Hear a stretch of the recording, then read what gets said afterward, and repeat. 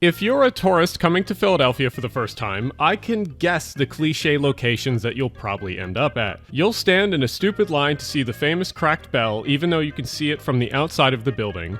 You'll probably overpay for some mediocre cheesesteaks at the food establishment equivalent of Two Fort, and most likely, you'll look like one of the many that ran up and down our art museum steps reenacting a movie that ripped off of Joe Frazier. But if you spend a little extra time visiting the Old City section of Philly, then you'll most likely end up at another popular tourist location, Elfreth's Alley.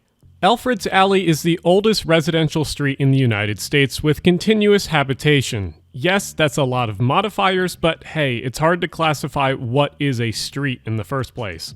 The alley was originally laid out in 1702 by Jeremiah Elfreth. The alley soon became home to a thriving community of artisans and trade people. Elfreth's Alley remained a residential street for over 200 years. However, in the early 1900s, the alley fell into disrepair. In the 1930s, a group of preservationists began work to restore Elfreth's Alley. They purchased several of the abandoned houses and restored them to their original condition. The alley was designated a historical landmark in 1966. Today, Elfreth's Alley is a popular tourist destination, and the alley is home to a variety of shops, restaurants, and art galleries.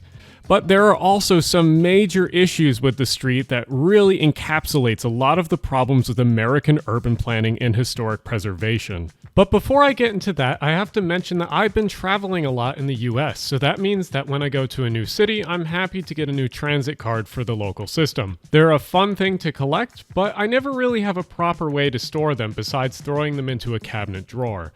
A more dignified way to store them is with today's sponsor, Esker Wallets. These wallets come in a variety of colors and materials, and they have a handy way of storing credit cards and transit cards. They even have a button that will help flip them all out so they're easily accessible without having to fumble through cards like a traditional wallet. Visit esker.com/AlanTheFisher and use the code Urbanist at checkout to enjoy 55% off items in the store. Thanks again to Esker for sponsoring this video. Even though Elfreth's Alley is cute on the surface, there are literally problems with the street and neighborhood that are hidden just behind facades. When you see people taking or posting pictures of Elfreth's Alley, you'll notice that majority of the pictures are facing to the west towards 2nd Street, and there's a reason for that. At the other end of the street, there's a huge monolithic wall that seems to be surrounding the neighborhood. If you know anything about the problems with American city planning, I bet you can guess what's behind it. So let's zoom out slightly and Yup, I-95 has completely cut off the neighborhood from the waterfront, and it's insane that this was done as late as the early 1980s.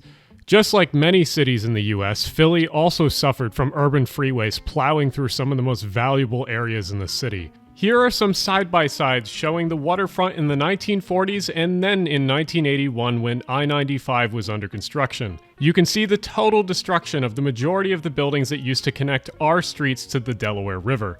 What's more insane is that they didn't even build sound barriers originally, and neighbors had to deal with almost 7 years of direct highway noise until PennDOT finally put up a wall. I-95 is the most obvious problem with the area, and I wish it would be removed. Any serious world-class city does not allocate its waterfront land for ugly highway infrastructure. Beyond I-95, let's talk about a more local issue that highlights a common American problem in planning. Ironically, the overuse of historic preservation.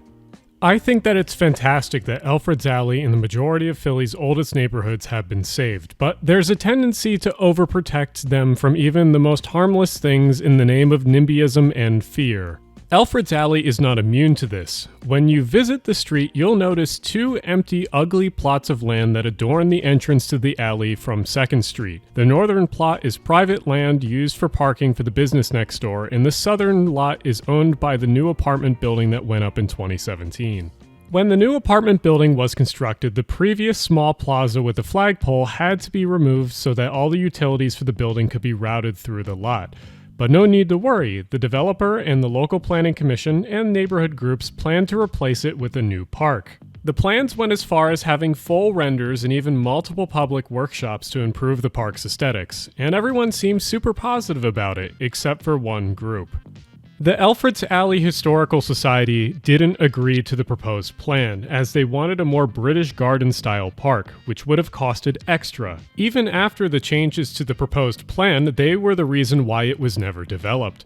Here's their change petition using blanketing statements to oppose the plan like harmonious, appropriate, and threatened. So, in the present day, instead of having a nice park and plaza entrance to Elfreth's Alley, we now have a balding patch of weeds and dirt. The old saying, "Do not let perfection be the enemy of the good," really applies here. If they really cared about historical preservation, they wouldn't have cars driving down the street in the first place. It's one thing to have mismatching historical pieces, and it's another to have an awkwardly placed bloated SUV driving down the middle of your beautiful old street. Oh no, you might have to walk a few extra steps. The horror. But Elfreth's Alley isn't the only example of historic preservation getting in the way of cities trying to change things for the better. There was another good example in Philly that happened quite recently. The St. Lawrence Church was a church in the Fishtown neighborhood that had an impressive stone facade and construction. Unfortunately, in 2014, it was abandoned because of large cracks that started forming in the stone facade. The city later condemned the church, citing collapse would happen in a decade without proper work to the building. The next year, in 2015, a developer offered to fix and keep the facade but turn the church into an apartment building. Unfortunately, that plan was nimbied away because of historic preservation reasons, and the developer ended up selling the church in 2019. And in 2020, the church was slated for demolition. Today, a normal 8-story apartment building with 49 units has risen in its place. Again, this is another story of don't let perfect be the enemy of the good, because now there's no church building at all. On a more positive note, if you are visiting Philly and looking for historical places to go, I can suggest a few things. Elfreth's Alley is great, but it's not my personal favorite old street in the city. My favorite street would happen to be Quince Street between Locust and Lombard Streets. This tiny street is connected all around to tons of other super walkable streets, and it isn't cut off by a highway. I'll have to make another video sometime showing off my favorite locations in the city. But anyway, let's try to promote and support good projects even if they aren't perfect. Urban planning is full of compromises, otherwise you get someone like Robert Moses. Thanks to Esker for sponsoring this video, and thanks to my Patreons for supporting me always. Check out the links below. See you in the next one.